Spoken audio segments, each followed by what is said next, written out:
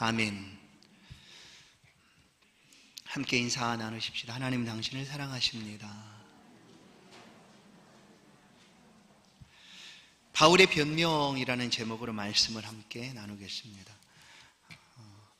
때로는 우리가 이해할 수 없고 알 수도 없고 볼 수도 없고 들을 수도 없는 그런 순간에도 우리는 하나님은 여전히 살아계시고 또한 이 모든 역사와 세계를 주관하고 계시다라는 것을 믿는 것, 그것이 우리의 믿음이고 우리의 신앙 고백입니다. 지난 주일 바울 사도는 유대인에 의하여 폭행당하여 죽음의 위기에 놓여 있었을 그때에 천부장이 그를 구원해 내었습니다. 천부장은 자신의 안위와 책임을 면하고자 건져낸 일이었지만 이 모든 것이 하나님의 주관하심 가운데 이루어졌다라는 사실을 우리는 말씀을 통하여 듣게 되었습니다. 성도는 세상 속에 살아가게 됩니다. 그 세상에서 관계하는 모든 것들 가운데 대부분의 관계함은 사람입니다. 사람. 때로는 그 사람 때문에 아파하고 애통해하고 슬퍼하고 고통받고 하는 일들이 사람입니다. 그래서 우리가 살아가는 날 동안 이 사람과 관계를 어떻게 잘 맺고 살아가야 되는가, 그것 또한 아주 소중한 일이기도 합니다. 성도는 삶의 모든 순간순간을 아주 소중하게 살아야 될 이유가 있습니다. 왜냐하면 그 모든 시간들을 하나님이 기억하실 뿐만 아니라 하나님의 영광을 위하여 살아가야 되는 그런 시간들이기 때문입니다. 오늘 말씀은 우리가 사람을 어떻게 생각할 것인가, 또한 어떻게 바라보고 대할 것인가에 대한 말씀이기도 합니다. 본문을 보시면 바울은 천부장에 의하여 유대인의 폭행 가운데서 건짐을 받게 됩니다. 그리고 이제 로마 군 영내로 올라가게 되었죠. 보호받게 되는 자리에 바울이 있게 됩니다. 그러나 올라가는 길에 바울이 천부장이 요청합니다. 내가 좀 말을 할 수가 있느냐. 그래서 천부장은 이 사람이 로마 말, 그러니까 당시에 물론 공용어이기도 했지만 헬라말을 쓴다는 것은 모두 다 쉽게 쓰는 말들이 아니었기 때문에 내가 헬라말을 하느냐라고 묻습니다. 그래서 난 능히 할 수 있다. 그러자 혹시 내가 그 애굽인이 아니냐, 4,000명을 데리고 이끌었던 그 애굽인이 아니냐. 그러자 바울이 그 천부장에게 자기를 소개합니다. 아니다, 나는 유대인이다. 그리고 당시에 길리기아 다소라는 아주 큰 성읍이, 도시가 있었습니다. 바울은 그곳에서 출생을 했고 태어나면서부터 로마 시민권을 가지고 있었던 그런 사람이었습니다. 그래서 아니다, 나는 유대인이고 길리기아 다소에서 태어난 그런 로마 시민이다 라는 이야기를 하게 됩니다. 그렇게 해서 이 천부장이 그럼 좋다, 말을 해라 라고 허락을 들은 후에 바울이 조금 전까지 자기를 붙잡아 폭행하여 죽이려고 했던 그 백성들을 향하여 입을 열게 됩니다. 바울의 변명이죠. 바울이 오늘 21장 40절을 보면 천부장이 허락하거늘 바울이 층대 위에 서서 백성에게 손짓하여 매우 조용히 한 후에 히브리 말로 말하니라. 히브리, 유대인들의 언어가 히브리어였습니다. 그래서 유대인들이 알아듣도록 유대인의 언어인 히브리 말로 지금 하고 있는데 22장 1절을 보면 부형들아, 내가 지금 여러분 앞에 변명하는 말을 들으라 라고 얘기합니다. 바울이 지금 그 이스라엘 백성들을 앞에 두고 내가 하는 변명한 말을 좀 들어보시오 라고 하는 말이죠. 이 사도행전은 누가 기록을 하게 됐는가 하면 바로 누가입니다. 의사 누가가 기록을 하는데 이 의사 누가는 복음서를 기록을 한 사람입니다. 누가복음서를 기록한 사람이죠. 이 누가복음을 통해서 예수 그리스도의 복음이 어떤가에 대해서 자세히 잘 말씀을 해 주었습니다. 여기서 또 굳이 이 복음의 중요성이라든지 복음의 내용에 대해서 말하고자 함이 아닙니다. 오늘 누가가 사도행전을 통하여 우리 가운데 하고 싶은 이야기는 바울 사도의 특별한 행동, 바울 사도가 행하고 있는 그 삶의 과정 속에서 행하고 있는 그 성도들의 특징이 무엇인가를 우리 가운데 가르쳐 주고자 함입니다. 그래서 변명을 하는 거죠. 바울이 변명을 하지만 그 변명의 내용들은 오늘 말씀부터 시작해서 26장까지 기록이 됩니다. 바울이 하는 변명이 아주 많은 양을 가지고 할애를 내서 기록을 하는데 5번의 변명, 물론 대상이 다 다릅니다. 오늘 첫 번째는 유대인들을 대상으로 유대 군중들을 향하여 바울이 변명을 합니다. 그 다음에 두 번째는 예루살렘 공회 앞에서 변명을 하고, 세 번째는 그 당시에 총독이었던 벨리스 총독, 그리고 또 시간이 지나서 베스도 총독에게, 그리고 아그리빠 왕에게 이렇게 변명을 하는 내용들이 26장까지 이어지고 있습니다. 바울이 변명하는 모습을 통해서 우리는 우리의 삶에서 능히 우리도 만나게 되는 그런 순간, 우리는 어떻게 하고 있는가에 대해서 생각해 볼 수가 있습니다. 오늘 1절에 보시면 22장 1절이죠. 부형들아 라는 표현을 사용하고 있습니다. 부형들아, 바울이 부르고 있는 거죠. 유대인들을 향하여 부형들아. 그런데 이 부형들아라는 표현은 번역상 아주 어감이 그렇게 좋게 다가오진 않습니다. 좀 건방진다든지 뭐 이렇게 들려질 수도 있죠. 그러나 사실 바울이 이렇게 표현하는 것은 번역상 그런 표현뿐이지, 가장 부드럽고 가장 따뜻하고 가장 다정스러운 표현으로 지금 부르고 있는 거예요. 그 부르는 말 속에 가시나 또 갈고리가 전혀 없습니다. 가장 부드럽고 따뜻한 표현으로 부형들아 라고 차분한 어조로 그들을 부르고 있습니다. 그런데 바울이 이 순간에 이렇게 따뜻하게 표현하고 있다는 사실을 우리는 생각해 볼 수 있습니다. 왜냐하면 우리도 이런 동일한 상황을 맞닥뜨리면 우리는 어떻게 하는가? 어떨까요?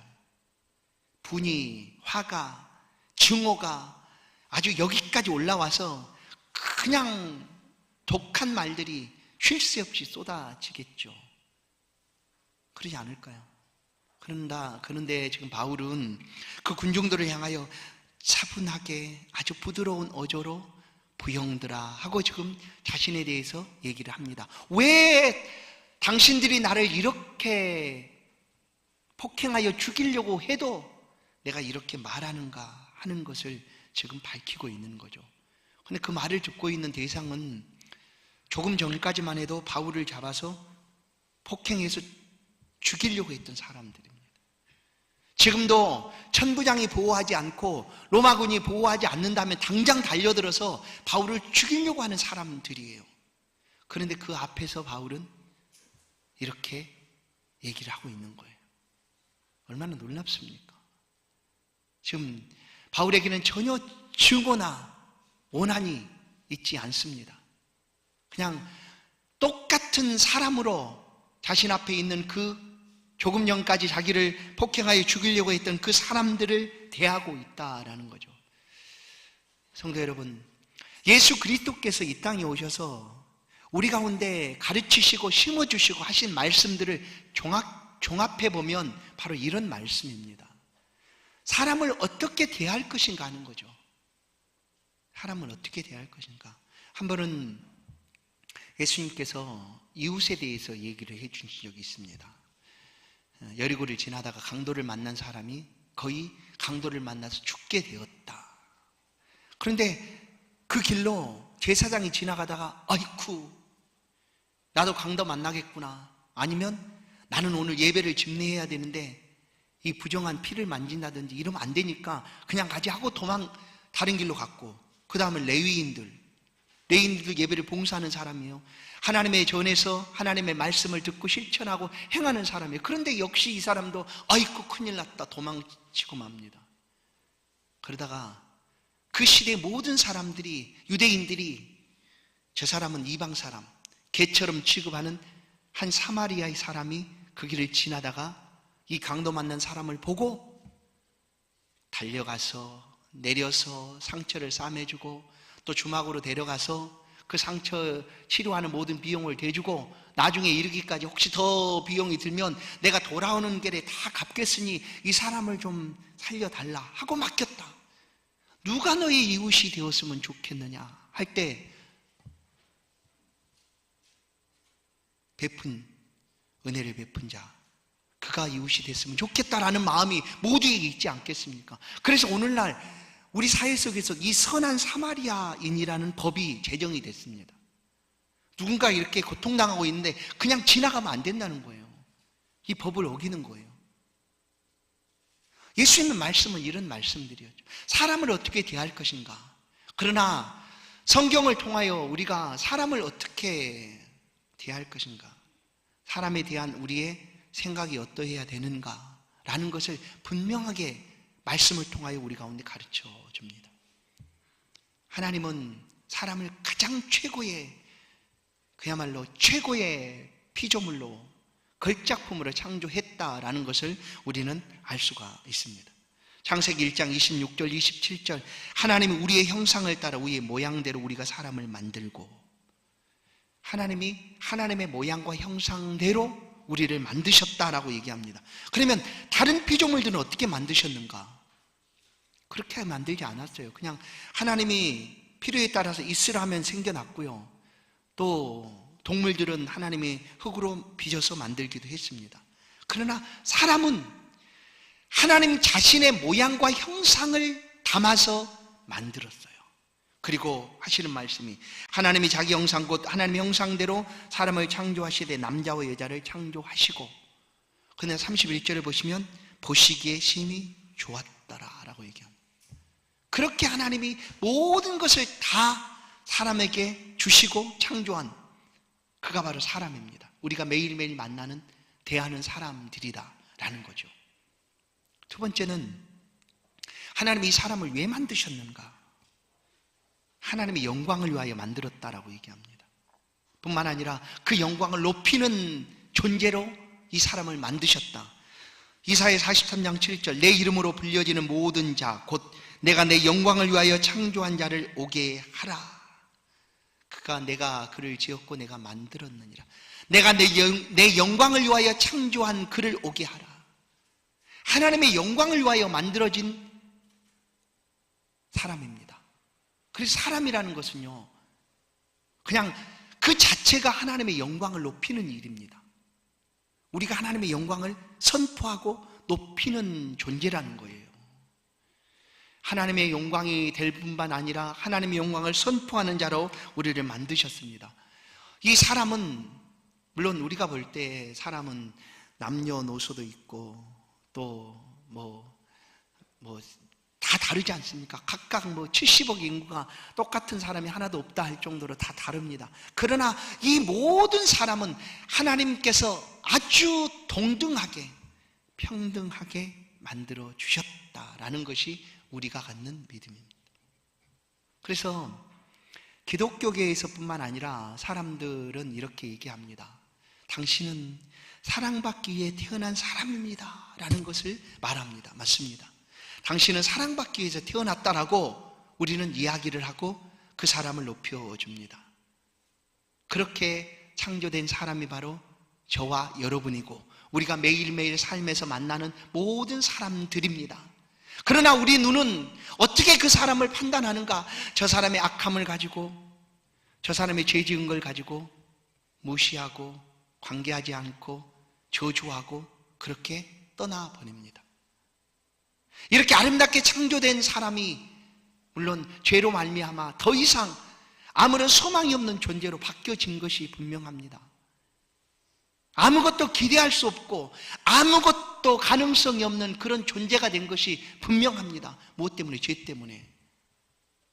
예수님도 그 죄 지은 사람들을 인하여 이 모든 세상은 더럽혀졌다라고 말씀을 합니다. 로마서 3장 23절 모든 사람이 죄를 범하였으며 하나님의 영광에 이르지 못하더니, 그냥 만들어진 그 존재로 영광이었는데 죄로 말미암아 그 하나님의 영광을 막아버렸다는 거예요. 더 이상 영광이 되지 못하고 말았다. 예수님의 말씀에도 마가복음 7장 20절 또 이르시되 사람에게서 나오는 그것이 사람을 더럽게 하느니라. 세상을 더럽게 하는 것이 다른 것이 아니라 사람에게서 나오는 그것이 더럽게 한다는, 그것이 무엇인가? 13가지를 말합니다. 악한 생각 곧 음란과 도둑질과 살인과 간음과 탐욕과 악독과 속임과 음탕과 질투와 비방과 교만과 우매함이니, 이 모든 악한 것이 어디서 생겨났는가 하면 그 죄로 말미암은 사람에게서 세상 속으로 쏟아져 나왔다는 거예요. 그래서 세상이 더럽혀지고 말았다라고 말을 합니다. 그래서 하나님이 보실 때 이 악한 세상을 그냥 둘 수가 없어서 하나님이 어느 날 자기의 모양과 형상대로 만든 그 아름다운 사람과 이 세상을 쓸어버리셨습니다. 노아 홍수 때 창세기 6장 5절, 여호와께서 사람의 죄악이 세상에 가득함과 그의 마음으로 생각하는 모든 계획이 항상 악할 뿐임을 보시고, 항상 악하였다라는 거예요. 죄로 말미암아 사람의 생각은 항상 악하였다라는 거예요. 그래서 그 악한 사람들을 멸하신 거예요. 어떻게? 홍수로 싹 쓸어버리셨습니다. 뿐만 아니라 소돔과 고모라 때는 불로 그 성을 심판하셨습니다. 그러나 하나님은 남겨진 그 사람들이 다시는 그 죄악 가운데 거하지 않도록 하기 위하여 하나님께서 다시는 이 세상을 물로 멸하지 않겠다 하시고 약속하신 것이 바로 무지개의 약속이었습니다. 내가 너희와 언약을 세우리니 다시는 모든 생물을 홍수로 멸하지 아니할 것이다. 무지개가 구름 사이에 있으리니 이것을 볼 때마다 내 언약을 기억하게 될 것이다 라고 하나님께서 말씀을 하셨습니다. 그러면 이제 우리가 만나는 그 사람에게는 죄가 없는가? 아닙니다. 여전히 죄가 있습니다. 여전히 죄가 있어요. 그 죄로 말미암아 하나님의 영광을 회복하지 못한 채 살아가고 있는 것입니다. 예수님은 그 죄인을 대할 때 어떻게 하셨는가? 오셔서 그것을 우리 가운데 직접 가르쳐 주실 뿐만 아니라 보여주셨습니다. 어느 날 예수님 앞에 유대인들이 죄 지은 한 여인을 붙잡아 옵니다. 그것도 현장에서 가늠하다 붙잡힌 여인입니다. 이 여인의 모습이 얼마나 비참하고 부끄러웠겠습니까? 수치스러웠겠습니까? 그러나 그것과 상관치 않습니다. 왜냐하면 죄를 지었으니 이 죄 지은 여인은 율법대로 돌에 맞아 죽어야 합니다 하고 예수님 앞에 데려왔습니다. 예수님 어떻게 하시겠습니까? 이 여인이 현장에서 죄를 짓다가 이곳에 붙여왔습니다. 율법대로 하면 돌에 맞아 죽어도 마땅한 여인인데 어떻게 하십니까? 하시겠습니까? 하고 예수님께 묻습니다. 예수님 율법을 폐하러 오신 분이 아니셨습니다. 그럼 율법대로 돌을 들어 쳐라 해야지 맞지 않겠습니까? 그럼 예수님은 너희 중에 죄 없는 사람이 먼저 치라고 얘기합니다. 그래도 참 이 말씀을 보면 그 앞에 있는 유대인들이 그래도 이 예수님 말씀 앞에 자기를 돌아보는 사람들이었구나. 그 중에 누구라도 나 죄 없지, 내가 무슨 죄가 있어, 나는 지금까지 아무런 죄도 짓지 않고 하나님 말씀과 계명을 따라 살았는데 하고 돌을 들어 쳤다면 어떻게 됐을까? 근데 단 한 사람도 없었어요.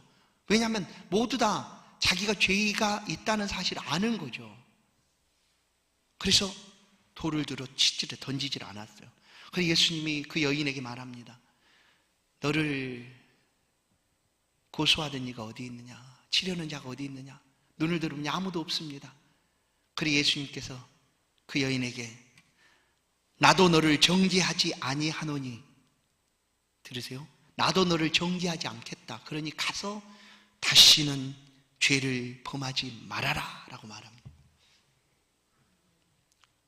여러분, 당시에 그 사회 속에서 죄인을 이렇게 대접할 수가 없었습니다. 예수님이 아니었다면 그 여인은 돌에 맞아 죽었습니다. 왜냐하면 그 시대 사람들은 죄인을 따로 구분했거든요. 세리, 창기들은 죄인이라고 여기고 함께 식사하지 않았고 함께 말도 섞지 않았습니다. 그들이 지나가면 손가락질하고 돌을 던지는 그런 사회였습니다. 그러나 예수님은 그 죄인들과 함께 했습니다. 왜 그랬을까요? 그 죄인이라 할지라도 그 사람이 어떻게 창조되었는가를 예수님이 어찌 모르시겠습니까? 여러분, 우리도 예수 믿기 전에는 우리가 똑같지 않았습니까? 돌에 맞아 죽어 마땅한 그런 죄인으로 삶을 살지 않았습니까? 그런데 예수 믿었다고 그것이 달라졌습니까? 하나님이 불쌍히 보신 것뿐이지 여전히 우리 가운데 죄성이 남아 있습니다. 그 사람도 말씀을 듣고 회복되면, 하나님의 은혜를 깨닫게 되고 경험하게 되면 하나님의 영광을 회복하는 존재로 돌아올 수 있다는 것을 아신 것 아니겠습니까? 오늘도 마찬가지입니다. 우리가 사람을 바라보는 것은, 본다는 것은 바로 이렇게 바라볼 수 있어야 된다는 거예요. 여전히 저 사람 죄인이야, 저는 죽어 마땅해, 아무런 소망도 없고 저는 그냥 이 세상에서 끝장나야 되는 그런 악한 존재야 라고 모든 비수, 모든 비방을 다 쏟아놓을 수도 있어요. 그렇다고 해도 그 사람 역시 구원받기에 충분한 사람이다 라는 것을 잊어서는 안 된다는 사실입니다. 예수님께서는 말씀합니다. 마태복음 5장, 내 이웃을 사랑하고 내 원수를 미워하라 하였다는 것을 너희가 들었다. 이것도 율법이죠. 율법은 원수를 미워하라는 거예요. 그러나 나는 너희에게 이르노니 너희 원수를 사랑하며 너희를 박해하는 자를 위하여 기도하라 라는 말씀합니다. 원수를 사랑하고 박해하는 자를 위하여 기도하라. 예수님께서 마지막 주신 계명이 바로 사랑의 계명입니다. 고린도전서 13장에도 사랑은 언제까지든지 있을 것이다, 그 중에 제일은 사랑이다 말씀하심처럼 요한복음 13장 34절을 보면 새 계명을 너희에게 주노니 서로 사랑하라. 내가 너희를 사랑한 것 같이 너희도 서로 사랑하라. 너희가 서로 사랑하면 이로써 모든 사람이 너희가 내 제자인 줄 알리라. 너희가 서로 사랑하면, 이 사랑은 우리를 사랑하는 사람만 사랑하라는 것이 아닙니다.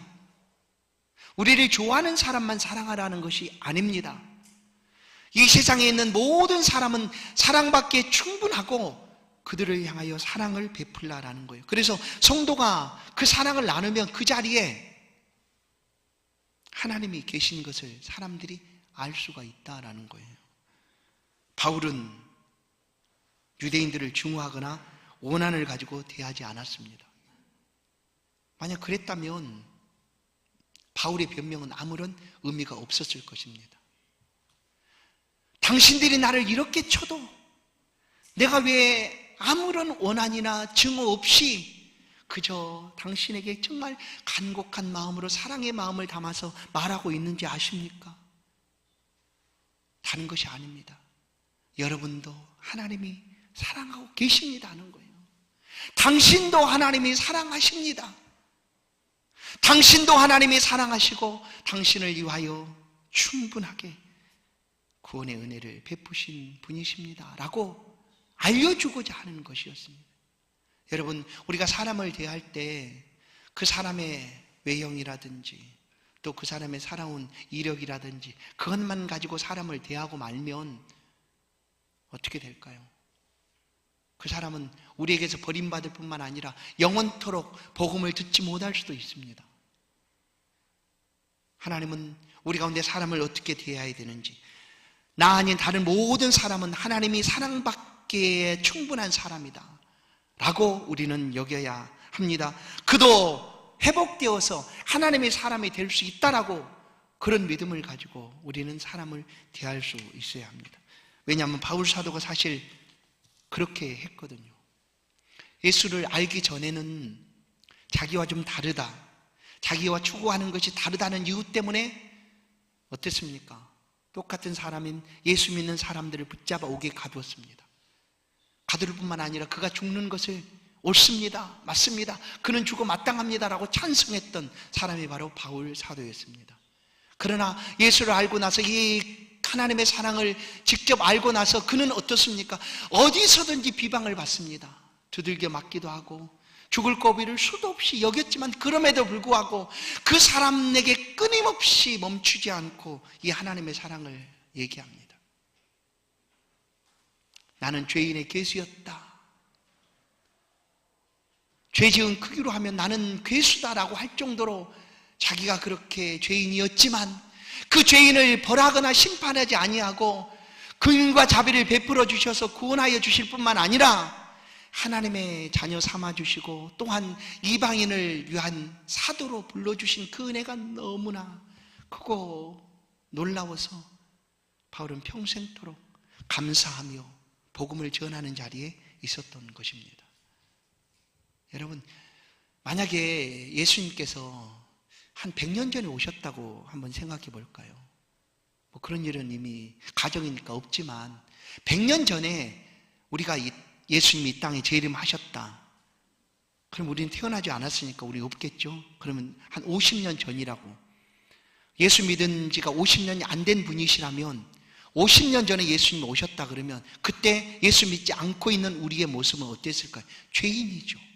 죄인 그대로 예수 믿는 사람이 아우 저 죄인 죽어 마땅하다라고 여겼다면 우리는 아무런 소망이 없는 삶을 살았던 존재였습니다. 그런데 시간이 지나니까 때가 되어서 예수 복음이 내게 들려지고 예수를 믿게 된 거죠. 그래서 하나님의 사랑을 알고 하나님의 영광을 회복하는 사람으로 우리가 살아가게 된 거예요. 이게 얼마나 놀라운 은혜입니까? 그런데 지금도 아직 예수를 믿지 않았을 뿐이지 하나님의 사랑을 충분히 받을 사람들이 너무너무 많다는 거예요. 그러니 그 사람들을 대할 때 우리가 어떻게 대해야 되는가? 오늘 바울의 모습입니다. 바울은 원한이나 증오를 가지고 조금 전까지 자신을 두들겨 팼던, 죽이고자 했던 그들을 대하지 않았습니다. 오직 이 사랑으로 대합니다. 사랑으로. 이 바울의 모습은 좀 바보 같지 않습니까? 어리석어 보이지 않습니까? 요즘 우리 말로 간도 없고 쓸개도 없고 배알도 없는 사람 같아 보이지 않습니까? 그러나 사실 성경이 사람을 대할 때 우리 가운데 가르쳐주고 있는 말씀이 이런 모습입니다. 바울뿐만 아니라 우리가 이렇게 살아가야 된다는 거예요.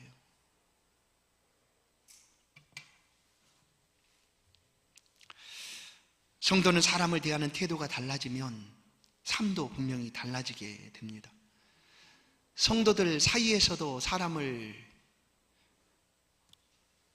차별하거나 나눠서는 안 된다라는 것이죠. 가진 것으로 또 삶의 정도로 모든 것들을 가지고 나눠서는 안 됩니다. 야고보서 2장 1절에서 5절 말씀을 보면 내 형제들아 영광의 주 곧 우리 주 예수 그리스도에 대한 믿음을 너희가 가졌으니 사람을 차별하여 대하지 말라라고 얘기합니다. 사람을 차별하여 대하지 말아라. 너희 회당에 금가락지를 끼고 아름다운 옷을 입은 사람이 들어오고 또 남루한 옷을 입은 가난한 사람이 들어올 때에 너희가 아름다운 옷을 입은 자를 눈여겨보고 말하되 여기 좋은 자리에 앉으소서 하고 또 가난한 자에게 말하되 너는 거기 서 있든지 내 발등상 아래에 있으라 하면 너희끼리 서로 차별하며 악한 생각으로 판단하는 자가 되는 것이 아니냐. 차별하고 하는 것은 악한 생각을 품는 것입니다. 내 사랑하는 형제들아 들을지어다 하나님이 세상에서 가난한 자를 택하사 믿음에 부유하게 하시고 또 자기를 사랑하는 자들에게 약속하신 나라를 상속받게 하지 아니하셨느냐. 여러분, 우리에게는 여전히 죄성이 있습니다. 그런데 이 죄성이 있다는 것을 알고 반응이 달라질 수가 있어요. 아 그래? 나는 원래 그런 사람이야. 나는 뭘 해도 죄가 있는 사람이야. 나 그런 사람이야. 어쩔 건데 어떻게 할 건데 하면서 그 죄를 그냥 계속해서 반복하고 밥 먹듯이 그 죄를 짓는 사람이 있습니다. 상관없다는, 원래 나는 그런 사람이야. 나는 원래 죄 지은 사람이야. 뭐 상관없잖아. 내가 원래 그런 사람인데 어쩔 건데 하면서 죄를 더 짓는 사람이 있습니다. 그러나 이것이 있다는 걸 아는 사람은 이 죄성을 어떻게 하면 억누를까? 어떻게 하면 내 안에서 악한 것이 나오지 않도록 할까 하고 더 자신을 연단하고 말씀 앞에 엎드리고 기도로 자신의 삶을 바꾸려고 예를 쓰게 됩니다. 사람은 누가 가르쳐주지 않아도 그냥 이런 일들이 즉각적으로 표현됩니다. 그건 죄의 영향 때문이겠죠. 누가 나를 치면 어떻습니까? 이씨 하면서 이씨 하면서 한 대 치면 두 대가 날아갈 수도 있어요. 치기까지 기다렸다는 거예요. 기다렸다가 한 대 먼저 치면 두 대 쳐버릴 수도 있어요. 그게 사람이지. 누가 가르쳐주지 않았어요. 비수가 하나 날라오면 어떻게 할까요? 10개를 쏟아 놓습니다. 그냥 하나가 날라오면 10개를 그냥. 그래서 가르쳐주지 않아도 내가 어떤 말 하면 저 사람이 더 상처받을까를 너무나 잘 알아요. 참 그게 좀 무섭더라고요. 그러지 않아요? 어느 순간 내 안에서 내가 뭐 어떻게 하면 저 사람이 더 아파할까, 더 상처받을까를 너무나 잘 아는 거예요. 그래서 한마디 툭 던져오는 걸 가지고 그렇게 쏟아놓아요. 그게 바로 우리 안에 있는 죄성입니다. 그럼 우리가 이것을 계속 가져갈 수 있을까요? 말씀 안에서 이것들을 억누르는 훈련이 필요합니다. 왜냐하면 이 죄를 이기는 비결을 말씀은 우리 가운데 가르쳐 줍니다. 가장 첫사람이었던 아담의 아들 가인이죠. 가인. 아벨과 가인, 가인과 아벨. 가인이 분노하여 아벨을 동생을 돌로 칩니다. 그런 후에 하나님께서 가인에게 하시는 말씀이 있어요. 창세기 4장 7절을 보면 내가 선을 행하면 어찌 낯을 들지 못하겠느냐. 선을 행하지 아니하면 죄가 문에 엎드려 있느니라. 죄가 너를 원하나 너는 죄를 다스릴지니라. 여러분, 죄는 끊임없이 우리를 끌어당깁니다. 우리를 원합니다. 그러나 죄의 소원이 우리 가운데 있다 할지라도 이것에 넘어가서는 안 된다는 거예요. 어떻게? 선을 행함으로예요. 히브리서 12장 4절 너희가 죄와 싸우되 아직 피 흘리기까지는 대응하지 아니하고. 그러니까 이 죄라는 것은 그냥 놔둬서는 안 되는 일입니다. 그냥 알아서 잘 되겠지 아니에요. 싸워야 되는 일이에요. 피 흘리기까지 싸워야 되는 일이에요. 그렇게 해야지만 이 죄를 이길 수 있다는 거예요. 우리 삶에서 너무너무 깊숙이 자리 잡고 있는 이 죄와 이기기 위해서는 싸워야 되는 거예요. 끊어내는 아픔. 그래서 한 팔로 천국에 가는 것이 낫지 않느냐. 눈이 범죄하거든, 팔이 범죄하거든, 다리가 범죄하거든 끊어내 버려라. 끊어내 버리라. 피 흘리기까지 싸우라라는 거죠.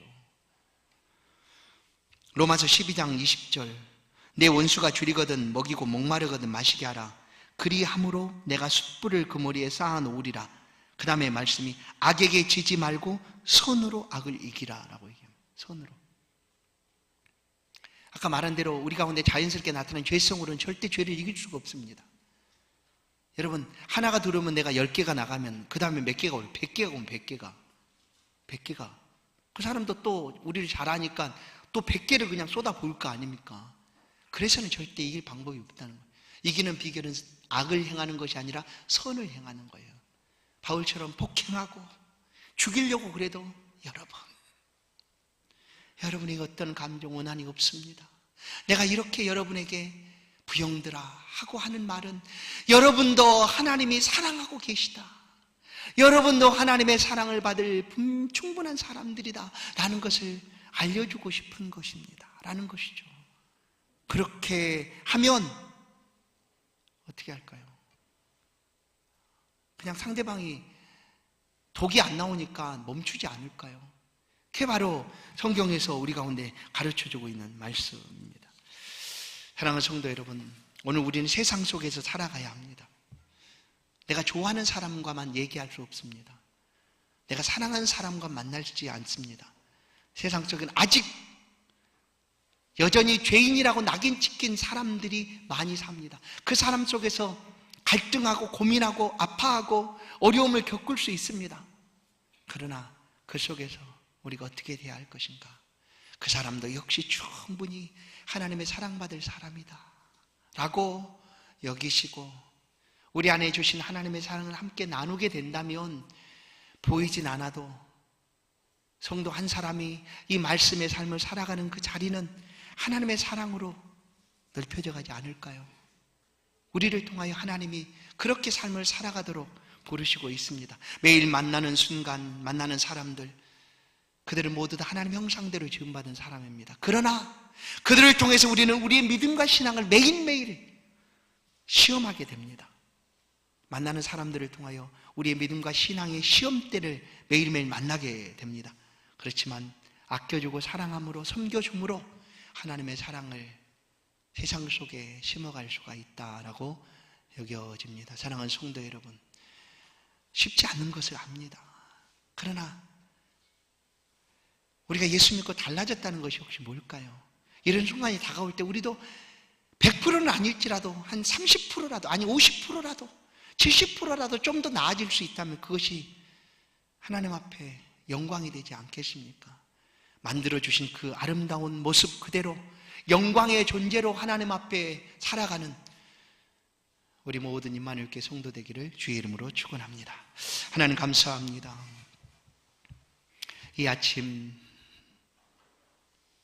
우리 힘이고 능력이신 하나님 앞에 우리의 삶을 모두 올려드리고 주 앞에 엎드려 있습니다. 주여, 우리를 사랑하여 주셔서 감사합니다.